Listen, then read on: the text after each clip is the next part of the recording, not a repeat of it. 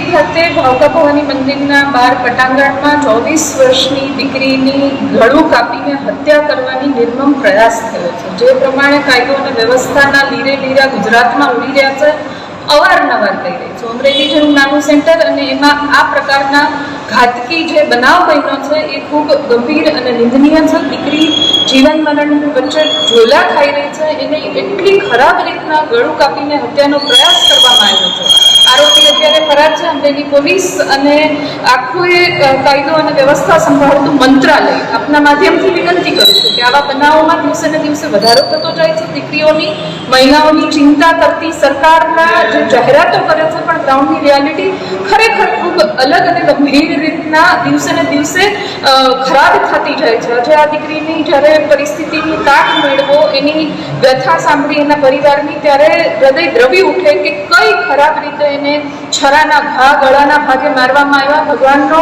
પાડ માનું છું કે આ દીકરીનો જીવ બચી ગયો, નહીં તો ખૂબ ગંભીર ખરાબ રીતના હત્યા માટે જ આ શખ્સો આવેલા હતા.